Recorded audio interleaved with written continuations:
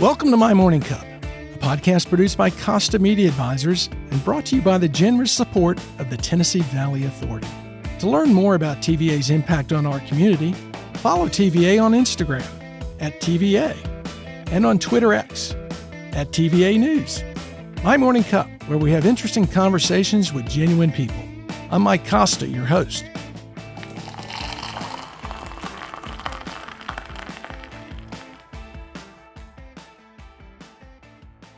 My guest this week is Olympic Gold Medalist Joe Jacobi. In the 1992 Olympic Games, Joe and his partner won America's first ever gold medal in the sport of whitewater team canoe slalom. He is now a performance coach, transition expert, and author. Joe, welcome to My Morning Cup. Before I ask about your least successful time paddling as part of the News Channel 9 Dragon Boat team, let me ask, what's in your morning cup?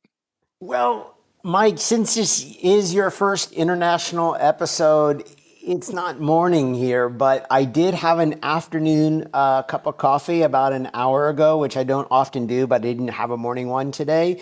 And I will just tell you, it was just a straight espresso with the coffee beans were roasted in the little Catalan town of Barille. And I'm down to just one cup of coffee a day typically here, and it's a really good cup of coffee. The beans come from elsewhere, but I love supporting the local food and vegetable coffee scene here in Catalonia. It's actually one of my favorite parts about the eating food where I live in the Spanish state of Catalonia. Well, and explain where you are, Joe, because I met you when you were living here, not in Chattanooga, but you're in Polk County, and we got there through the Jacobi, and we'll get into all that. But where are you now and why? Yeah, so I live in the city of La Seu d'Urgell, which is a town of 13,000 people. We're growing, not 12 anymore. We're 13,000 people. Up in the Pyrenees Mountains, about 2.5 hours north of Barcelona, very close to the French border and very close to the Principality of Andorra. And so right outside, I'm sitting next to a big sliding glass door, and outside that sliding glass door, just 50 yards of green space separates my balcony from the 1992 Olympic whitewater canoeing channel, where my canoe partner Scott Strasbaugh and I won that gold medal at the 92 Olympics that you talked about in the introduction. And I think what's interesting, you asked about why I'm here.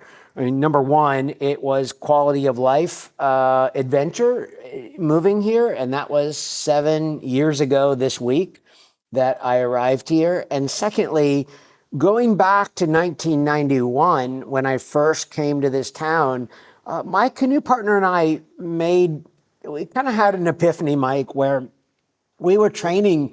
We knew we wanted to do well, of course, at the 1992 Olympic Games. But what we noticed at that time of our career, so Scott and I were 5 years into representing the United States national canoeing team.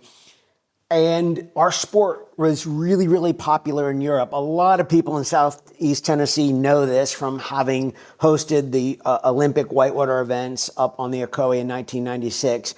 The racing side of the sport is really, really popular and anchored here in Europe.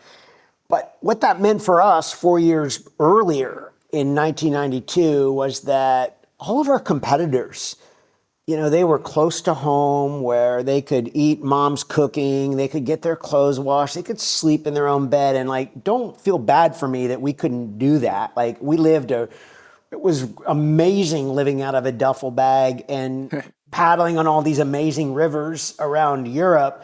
But we got tired. And what happened, Mike, was that we just figured out that we didn't just need to paddle well here in La Seu d'Urgell where the Olympics were. We need to figure out how to live well here, how to be comfortable, how to really feel like a sense of connection and belonging to the community. And to be honest, even though I never lived in Chattanooga, I think living in Polk County, I think I used a lot of those same skills when I came to Chattanooga. It was like a default hometown for me even though I was living up in Ducktown. And that's the way my time here in La Seu d'Urgell felt as an athlete. it was a default hometown. I really focused on relationships, the local kind of the spirit of and the culture of the people and the way of life. Very similar, actually, between like Ducktown and Chattanooga and what we were doing in Laseo in 1992. Let's talk about how you got started, though, Joe. I mean, I do want to talk about the differences in the places you've lived, but you grew up in Bethesda, Maryland. Your dad was an FCC lawyer, so you're in and around government. How do you get canoeing in Bethesda, Maryland? It is it's an unlikely story, and I know if I say the words Washington D.C. today to people in the United States, like just the name, it's almost like politically charged word. Sadly, unfortunately, but what will really surprise people about Washington D.C. It is a phenomenal outdoor recreation area. And I mean, I can't really compare it to Chattanooga, but for a city of, I don't know how many million people live in Washington today, but I know it is like between 4 and 6 million in the metro area. The Potomac River, Mike, just makes you, when you're paddling out on the Potomac River, it's this protected area, and you feel like you're a million miles away from a city of millions of people. And the thing about growing up there and how I got into canoeing was that when I started canoeing in the 1980s, canoeing was not an Olympic sport. And so the athletes, they couldn't afford to live in places or they could financially afford to live in places like Ducktown or the Nantahala River. But because it wasn't an Olympic sport, like you needed to live in a place like where there was universities and where there was job possibilities. And Washington, D.C. made a lot of sense when the sport was not on the Olympic program. So we had these amazing athletes living in Washington that were going to school and working jobs. And they were the United States was the top performing team in the sport through the late 1970s and all through the 1980s. So that was a very natural path for me, being born and raised in DC, and not just having access to the water, but I was like literally being raised by like world champions, world medalists, and the legendary coach of the sport. What was your first introduction to it? It was summer camp. So when I started going to summer camp in the mid 1970s, everyone had open canoes. Remember the metal Grumman open canoes that was at every summer camp? But very few camps had kayaks. And Valley Mill Camp out in Upper Montgomery County, about 45 minutes outside of the DC area, the McEwen family owned the camp. Their son, Jamie, had won a bronze medal at the 1972 Olympics, the one and only time that not only the United States had won a medal at the Olympic Games, but the only time this sport was in the Olympic Games was in 1972. So was that just kayaks or were canoes included in it? It was white kayaks and canoes, but they were fiberglass boats. And the boats that the camp had were all homemade boats that the McEwen family made at the camp. And we learned to paddle in those boats. And there was a lake, and you basically qualified for certain certifications, which got you out on these day trips. You could qualify for different levels of paddling on the Potomac River, depending on how you did on the lake. And so it gave you a lot of incentive to kind of hone your skills on the flat water, so that you could qualify to go out and paddle more exciting whitewater out on the Potomac. And that's exactly what I did, and I got hooked into that. And how old were you, in fact, Joe? I was 8 when I first started that process. I will say I was 10 before I liked it. But then at age 10, the bug bit, and by age 12, my best friend at summer camp and we got the highest award you could get at the summer camp. And after that, we were like, oh, well, that was fun. We should get in a 2-person canoe and like get that award together. Yeah. And then the U.S. national coach heard that there were these 2 12-year-old kids paddling a doubles canoe out at the summer camp, which was unheard of in the United States. Like, not unheard of for a 12-year-old to be paddling. It wasn't common, but to be paddling in a doubles canoe racing canoe. That was unheard of. And the national team coach was like, I got to see these guys. I got to meet these guys. And we got invited to a U.S. team workout. And we got there, Mike, and like, we are just, I mean, it's like going to fantasy basketball camp or fantasy baseball camp, and you're with all the legends of the sport, but not even the past legends. They're the current legends. They're the current best in the world. And like, you're 12 and everyone's watching you. Like, and I that was it. Like, going to that first workout was like, it wasn't even whether we were good enough to be there or not. We just had so much fun being with that group. And some of the people, I like to tell people, everyone who was at that very first workout that I went to when I was 12 years old, that was 1982. 10 years later, when we won the gold medal at the Olympic Games here in Loveland, everyone who was at that first workout 10 years earlier was either one of my Olympic teammates or had retired and become one of my coaches. That's very cool. It's insane. It's insane. So at 12 years old, you go to that. Is that when when it clicked and you said, I could do this as a career? I can make something out of this or make it to the Olympics, or was it still just fun to you? That's it. I mean, I think it's a really big part of it, because at that point, what I love telling people, the Olympic opportunity didn't come until years later. So whitewater was not re-added to the Olympic program for 1992 until January, February of 1989. So my canoe partner and I were already on the national team. We were already training for our second world championships by that point. And we're like, oh my gosh, like we're going to have the opportunity to maybe go to an Olympic Games 3 years from now, and we're already pretty good. So take me through that transition, Joe, of you're 12 years old and what you started doing, what you and your partner started doing. Yeah. Up through winning the national championships and then eventually getting to the Olympics. Well, I think what's really interesting about the 12-year-old part that I think is relevant to a lot of people listening to this story today, this podcast today, because Mike, I think as we get to these midlife chapters, these midlife chapters of our life, and we think a lot about purpose and really like what lights us up, what gets us excited. Because of the impact that I know that I felt, not because I had the chance to be world champion or Olympic champion, but just because of how the river made me feel. A lot of times when I'm coaching, I like to talk to people about like what got them excited when they were 10, 11, 12, 13 years old. And if I can just start to begin to understand what got them excited about what they were doing or what they really looked forward to at that part of life, I think it starts to open up a path, a conversation about what we might like to do in our 50s, our 60s, even in our 70s, not to do the same thing, but it becomes a lot easier to uncover what was it about the whitewater? Was it the people? Was it the gravity? Was it the time in nature? And like, I've gotten really good at uncovering that in my coaching conversations with clients, especially in these midlife chapters of life, that becomes really interesting to me. That's what it was for me. Like, I knew that not only was I out in nature and moving my body in a healthy way, but I was doing it with people I really admired and respected. And so that is the most common thread of my life today, even here in Catalunya, that the people I go trail running with, or I go paddling in the sea with, or on rivers, or with Maria, my girlfriend, or the community of surf ski paddlers. It's really about challenging myself in the way I move in nature and doing it with people that I really kind of hold in high regard.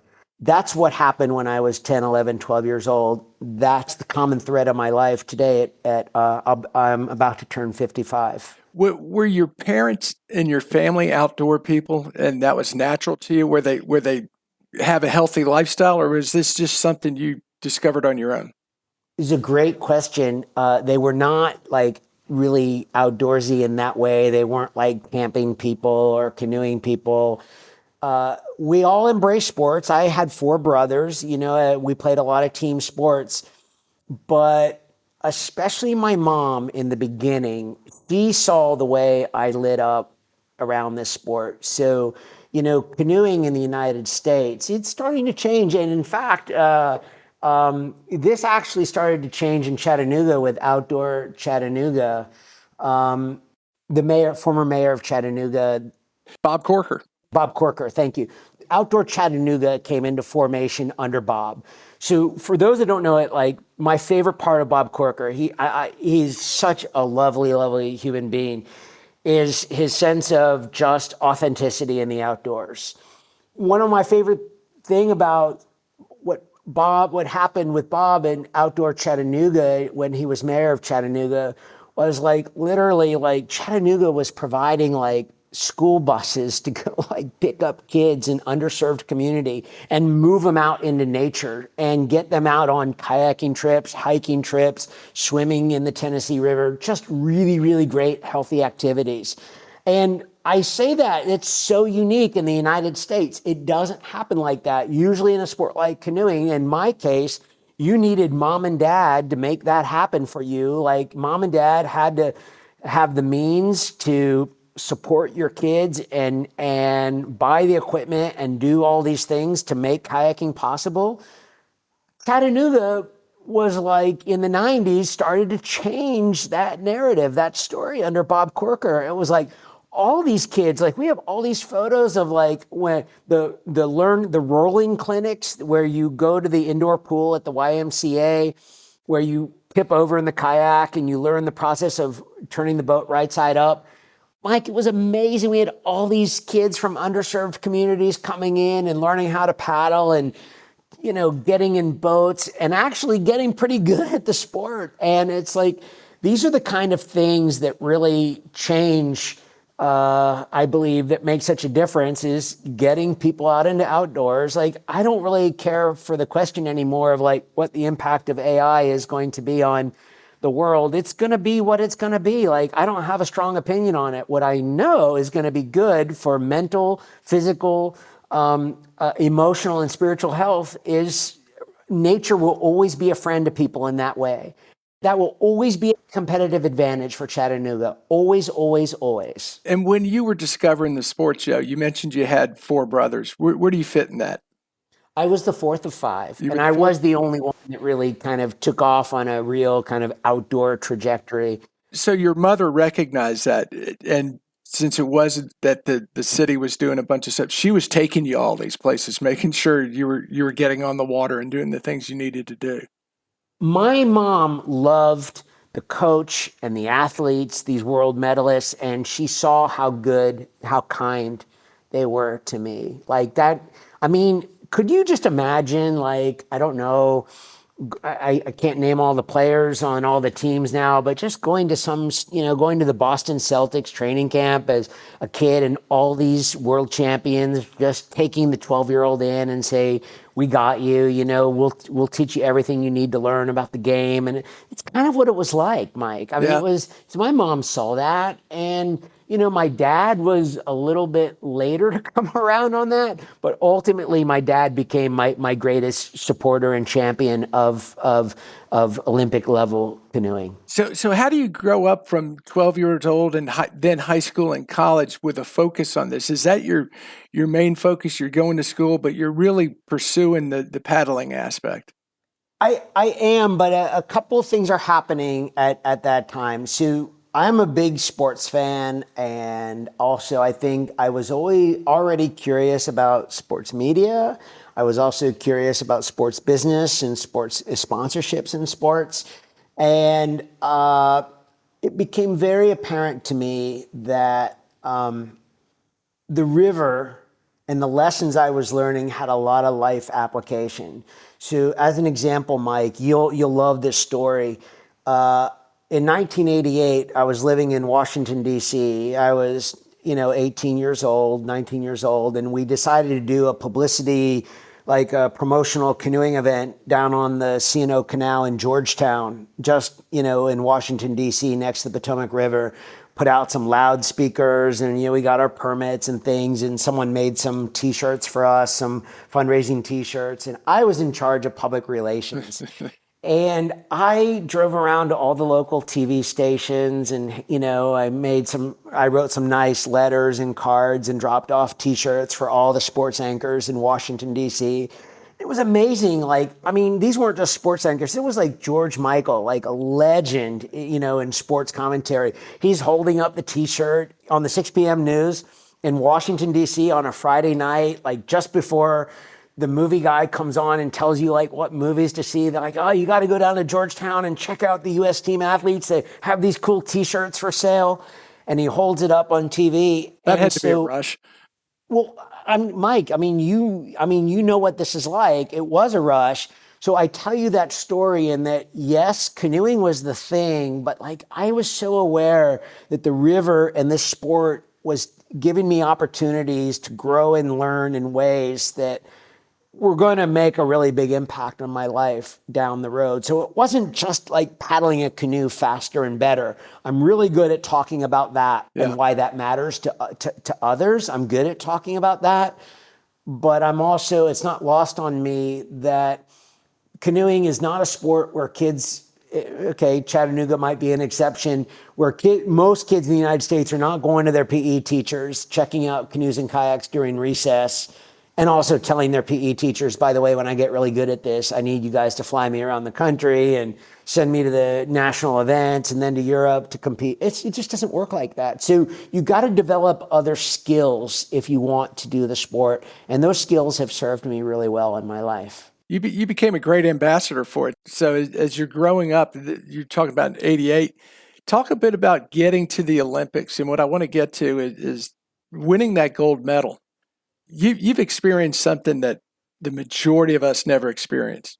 Standing on that podium with that gold medal and playing your national anthem.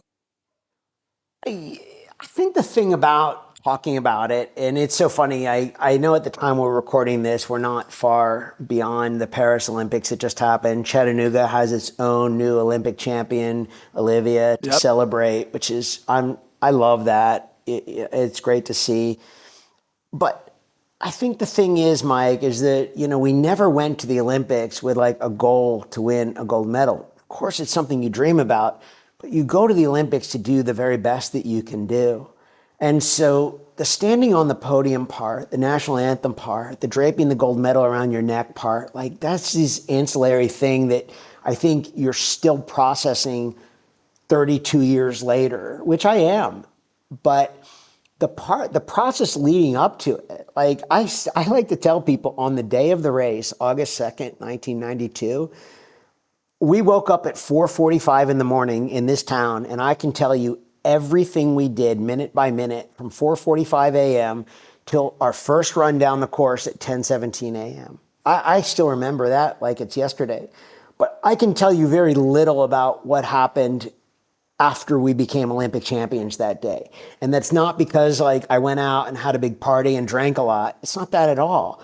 It's just that the focus was on doing the best we can, not about becoming Olympic champion, if that makes sense. And I think us winning was also really helpful. But at the time of the 92 Olympics, whitewater canoeing was not guaranteed a spot on the 1996 Olympic program, but having the Americans have a gold medal was very helpful.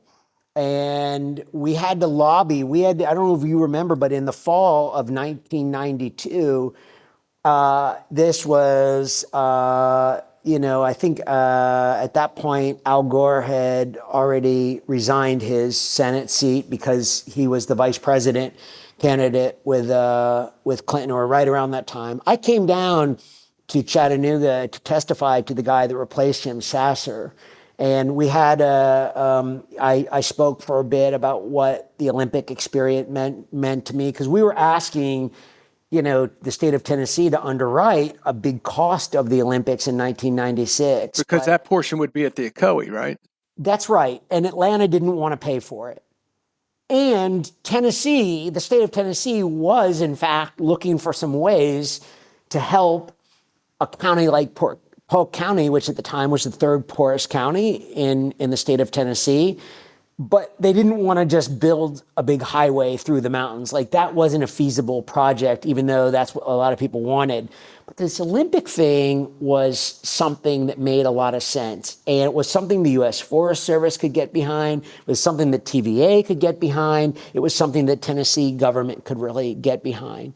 And it was, I think our performance, like that was a really neat thing to come out of that, was the opportunity to help kind of solidify Whitewater's position on the 1996 Olympic program, and then all that happened on the Ocoee after that.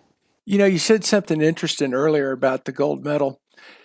You said you don't go to the Olympics to win a gold medal. You go to do the best you can. Can you talk a little bit about that? Because I think the average person looks and says, Olympians, they have the ultimate goal of a gold medal. But really what you're saying is you're doing all the steps, and if you do them right, you'll get the gold medal, but that's not why you're there.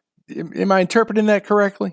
100%, Mike. I mean, look, I don't want to say it's the only way. Of course, I think everyone's gold medal, Olivia's, mine, Michael Phelps, anyone, is a unique journey. And I think, we all have to sort of make peace with the way we choose to do anything in our lives, the way we choose to win in our lives.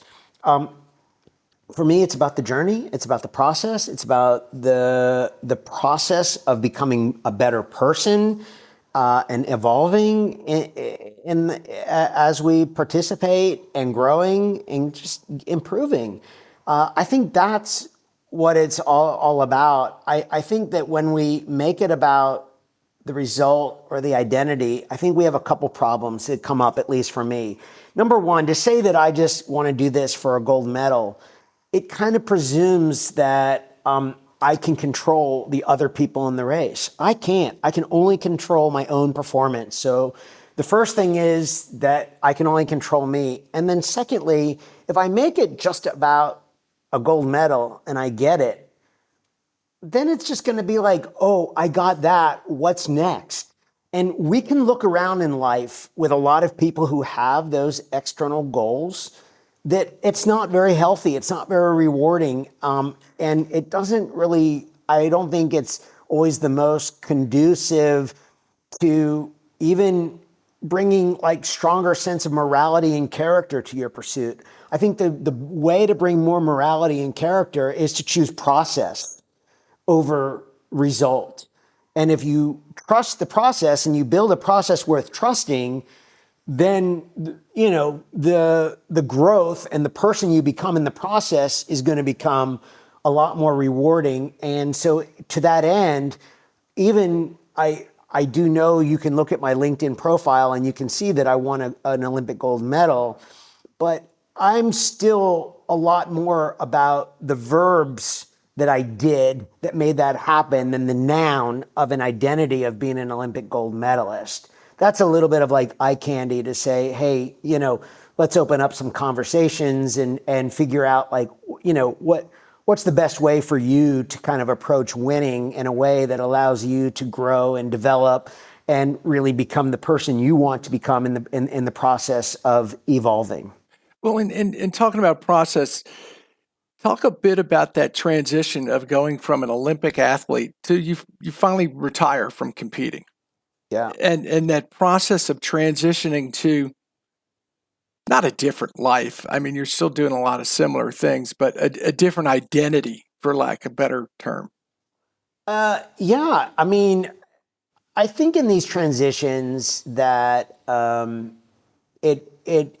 you don't know what you don't know when you're leaving something behind. Like, I mean, I'm sure if I asked you about the days that, you were managing, leading the television station in Chattanooga, you probably had some clear ideas about your departure on the date, within 24 hours after you left, a week after you left, a month after you left, and 5 years after you left. Like you learned. It was a process.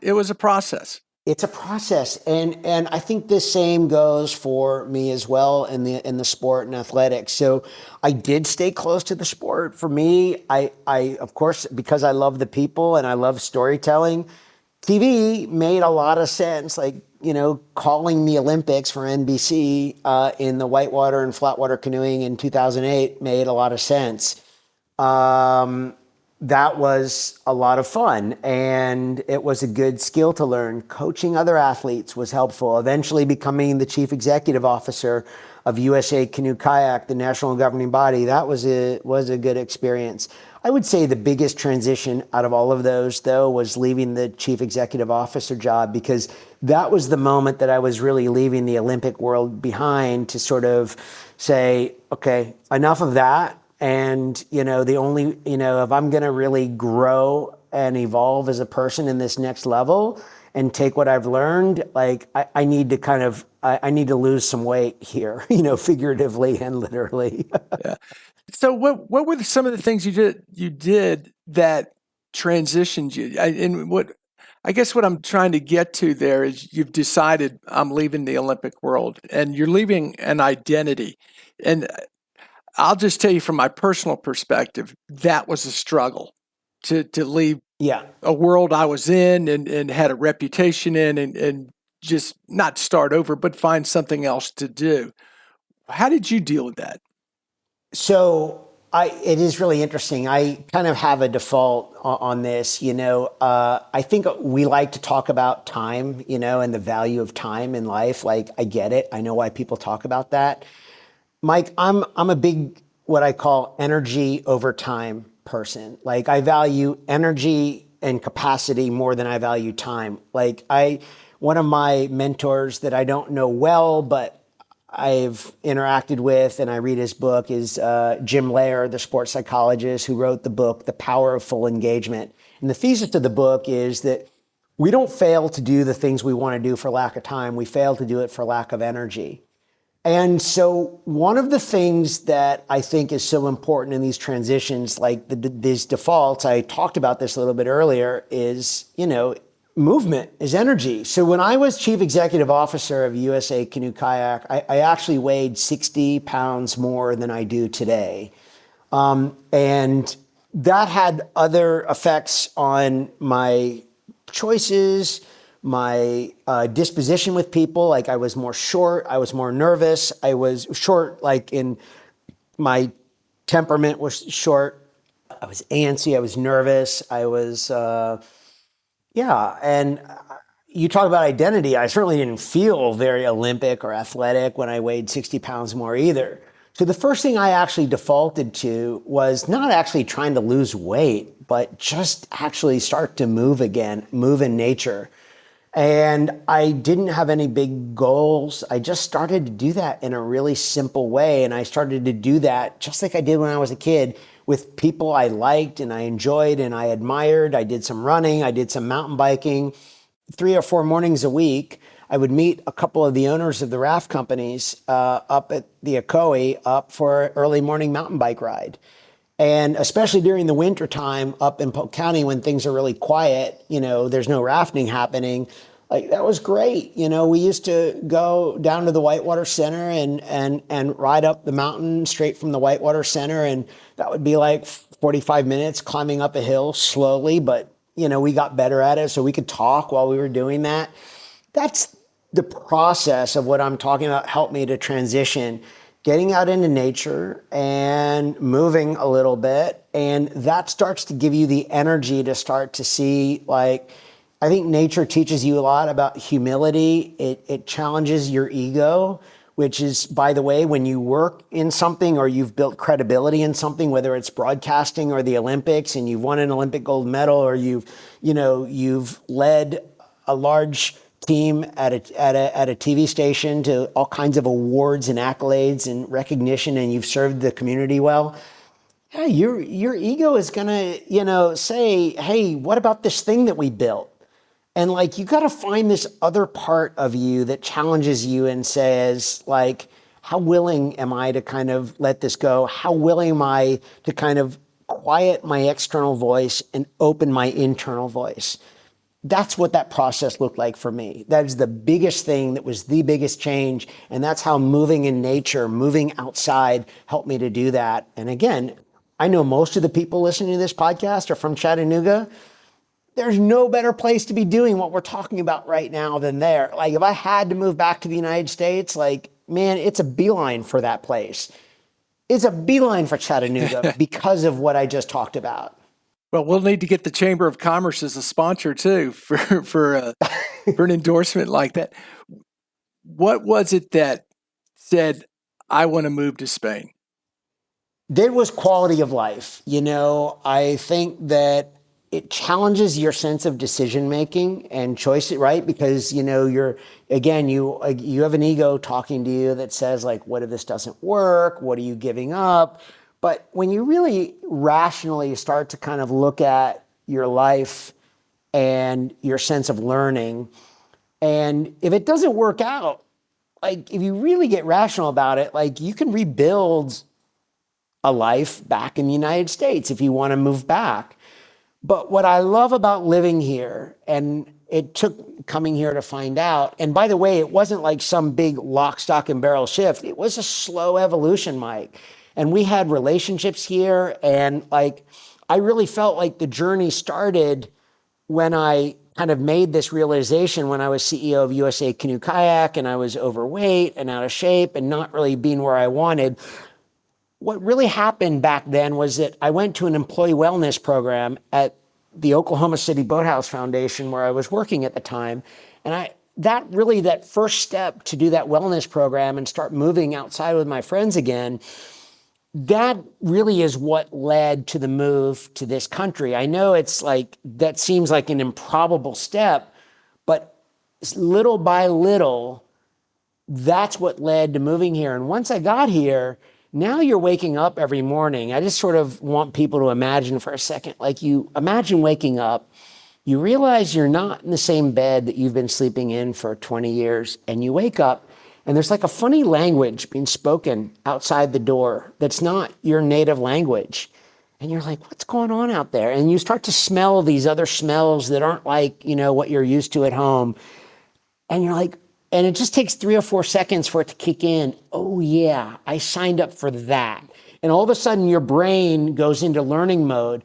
And so, like, when I need to go to the dentist or make an appointment to get my hair cut, or I go to the market to buy vegetables, or anything I do, none of that I do in English. It's all done in another language. So I have to learn. Learning is surviving for me. I mean, it's not really surviving because I love it, but you could also say in another way, learning is surviving, and being here puts me in the mode of having to learn all the time. And I love that. I couldn't imagine trading that for anything in the world right now. Well, to go back to where your value and energy over time, it seems the learning gives you an energy you wouldn't have if you didn't do that. Yeah, I mean that it all really ties together. Like, I feel like here I'm able to run the life experiment that I've been, run all the experiments I've been meaning to run. And so I do that. I take all these experiments. I'm as active in nature and in learning, and I'm kind of pulling on all these things and using my writing, using my coaching to transfer these to help people, to meet them where they are. Not always exclusively Americans, but, the majority of my coaching clients are Americans. And I'm not trying to help them be Catalan. I'm just giving them the mirror I hold up to them. The reflective mirror is a little bit different than the mirror that someone else might hold up to them. And I think using these kind of questions and these kind of thinking and these kind of frameworks, we can really start to evolve the conversation a little bit differently than with the kind of coach who might say, oh, Mike, we could be getting twice the amount of listeners here in half the amount of time. Like, I don't care about that stuff. I don't doubt that someone could do that. I don't doubt that would be valuable. All I really care about is, like, who is Mike Costa becoming in the process of doing this podcast? That's what I'm interested in. That's going to be better for the world that we're living in. That's an interesting point you make, because with social media, which I have to thank you for introducing me to Twitter a number of years ago. But Daryl Stalvey says the same thing. But with social media, and particularly on LinkedIn nowadays, all you get is solicitations on here's how you can grow your podcast, here's how you could do this, here's how you can do that. And honestly, I started this podcast more than anything else. Well, two things. One was for my ego, and two was just to talk to people about their career arcs, to show that careers aren't a straight line. Everyone's got ups and downs and backs and forths. So I agree with you that I'm not really interested in taking this to a level that other people think it can go to. I want it to fulfill what I want it to fulfill. So I think that's an interesting point you make in that. Talk a little bit about what you're doing today in your coaching, what that looks like, and what that all entails, and also how people could get in touch with you if they want to get in touch with you. Yeah, thanks, Mike. So, right now, LinkedIn is a great way. I do have a website, joejacobi.com as well, but LinkedIn is really good. Also, maybe in the show notes, I will come back to the coaching question. Something that I started, Mike, you and a lot of people in Chattanooga know I'm a river guy, Yeah. right? I love the river. I love paddling on the river. I wrote a book called Slalom that transfers all these lessons and experiences having paddled on the river, transferred to navigating the river of life. But over the last couple of years, I've been paddling in the ocean, in the sea, on a special kayak made for the sea called a surf ski. And a surf ski kayak, you surf offshore ocean waves in the direction of the wind. And it is so much fun. It's hard to do, but we go down. I've spent the last 2 months down at the Mediterranean on the Costa Brava, Catalonia's Costa Brava, doing these downwind paddle sessions with my girlfriend Maria. And we have a community down there. But I take all these lessons that I've learned from surfing waves on a surf ski, and I transfer them to an innovative model for thinking and making choices that I call Thinking in Waves. So I write this short weekly essay called Thinking in Waves. It's free. It's really good, really short. We'll put a link to that in the show notes. But that's it. The nature of my coaching is really three things. One, I'm obsessed with purpose. I want to help people understand what their why is and make sure that their actions are aligned with their why. Secondly, I want to make sure that we are working on what it means to win. Defining winning is, I think, one of the most critical components of what I call midlife peak performance. And then the third part is riding better life waves. I know surfing waves is a lovely metaphor. People want the free energy of a wave. I get so detailed in what goes wrong when we don't understand the metaphor correctly, in thinking of waves. And I straighten that out and help people understand what are really the implications of surfing waves and getting that right, so that when you acquire the free energy of a wave, it's really taking you in the direction you want to go. So I call this why, winds, and waves. That's the nature of my coaching. We're going to put in the show notes how to connect with your newsletter. Yeah. It's not so visible, but I prefer it like this. People hear a conversation and it's like, oh, I really like the way this went. I'd like to see more of this. And it's amazing. I started this Thinking in Waves in January of this year. It's a small mailing list, but it's doubled in size. And the most amazing thing is not a single person has unsubscribed in 9 months. That's very good. It's bizarre to me, but I am so glad people like it. And I love writing it. And what happened with the book in the river is I waited 40 years, after I won the gold medal and after I had all these experiences, was sort of known as an expert in the river world. And I wrote a book and I said, hey, with the ocean and the sea, I'm just going to do this while I'm still learning. Yeah. I'm going to share what I'm learning. You're going to learn as I'm learning. And we are having so much fun with this newsletter, and it's not. I hate calling it a newsletter. It's an essay, and they're very short. They're very easy to read, and I think getting people to think differently about where free energy exists in the world around us and how to align with that free energy that's the wave. It's really important. And if you don't, the thing is, free energy will find you. It's just it's free energy that'll take you in the wrong direction. You said something I found interesting that you decided rather than waiting to write it while you're still learning. And I think that's what we're all guilty of. We're waiting for that perfect time to do something rather than just well said. Yeah, rather than the Nike slogan, just do it. Just get out and do it. I mean, I've been following your journey here with this podcast. This actually would be a wonderful way. I don't know how many episodes in that we're in on My Morning Cup now. What 85, I think. So, Mike, just what do you, how do you feel you've improved? If you go back and you listen to episode 1, what are you thinking when you hear episode 1, Mike Costa on this podcast? Episode 1 was perfect because Madison produced it. It's evolved. I've still got the same goals of it being a conversation with genuine and interesting people talking about their careers. There's a comfort level for myself in terms of what I want to do and get out of it. But yeah, you go back and listen to the first one, and you see all the areas that you've either improved or changed.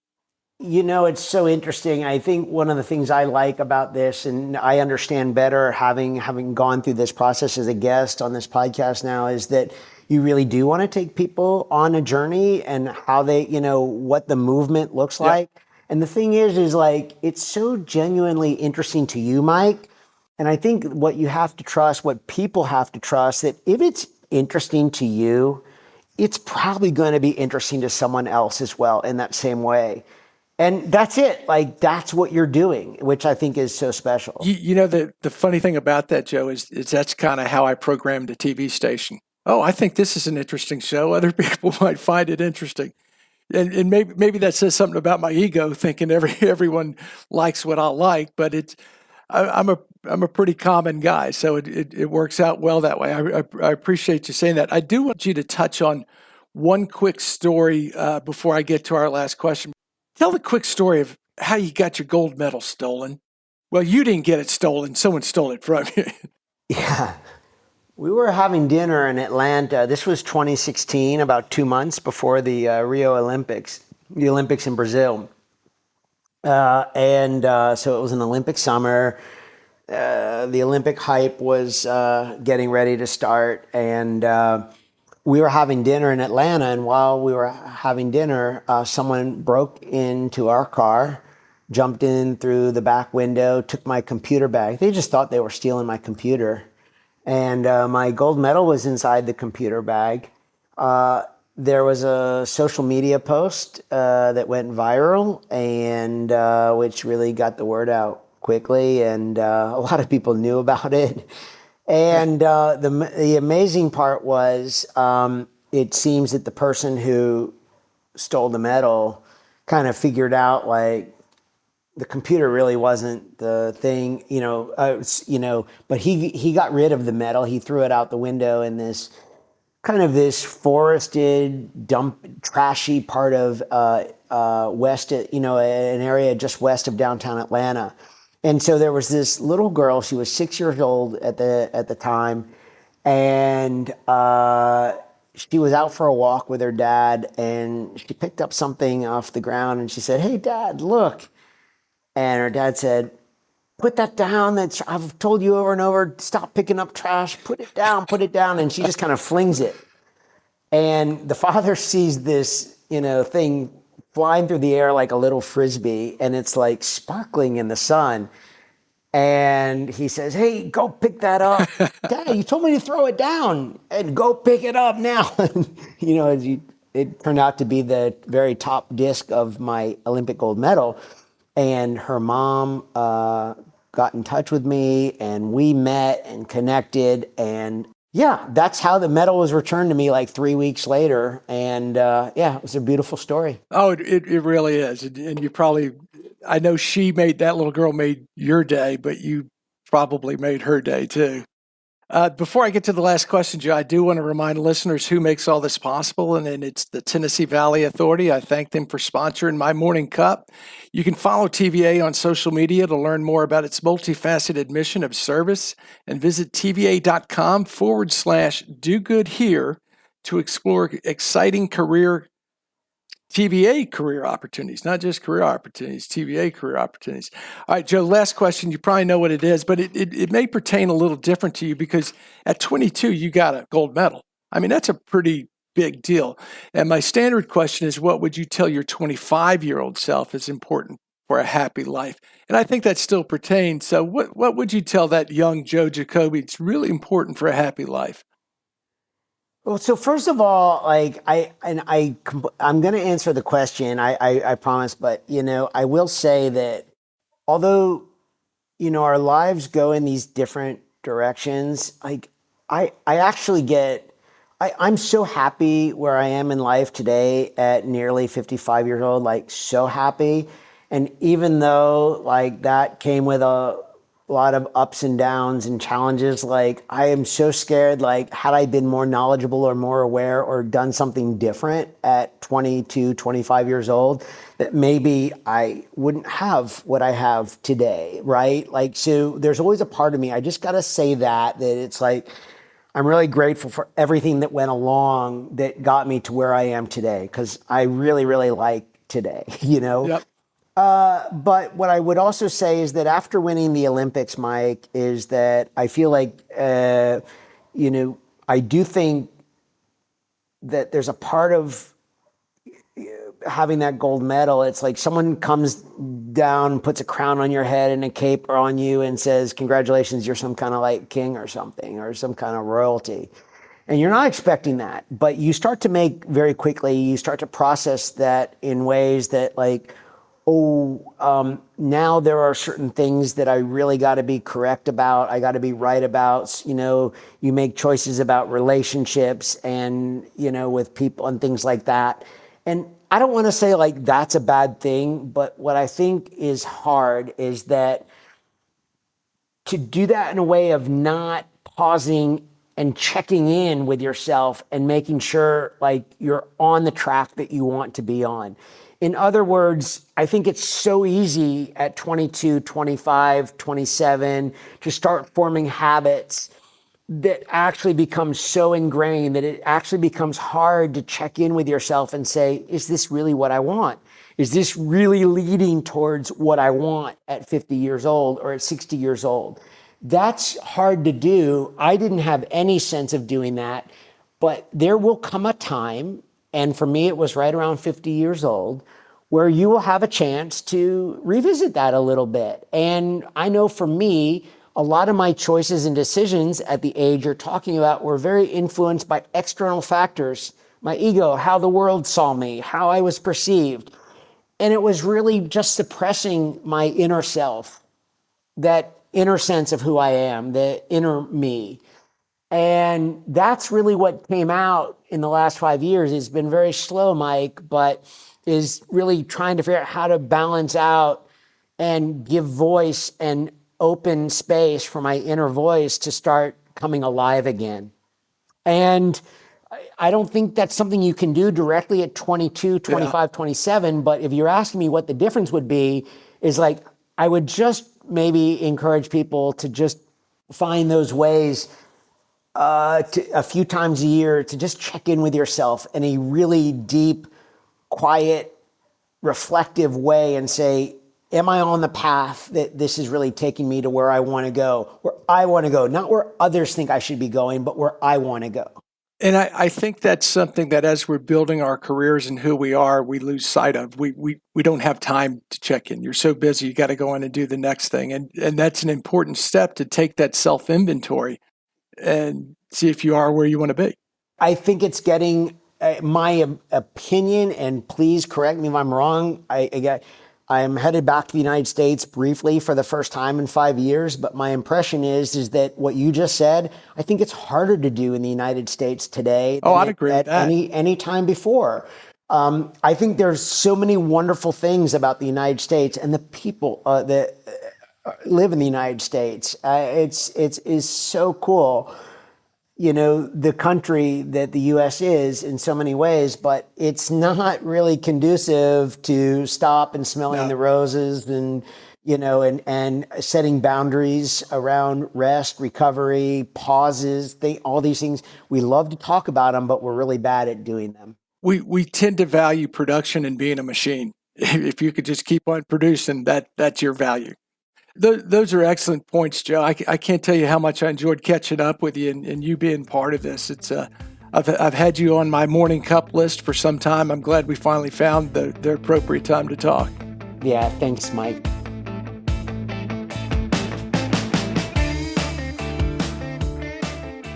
Thanks for listening to My Morning Cup, a podcast by Consta Media Advisors. If you like this episode, please share it with a friend. I release a new episode each week, so be sure to subscribe on Spotify, Apple, Google, or wherever you listen to podcasts.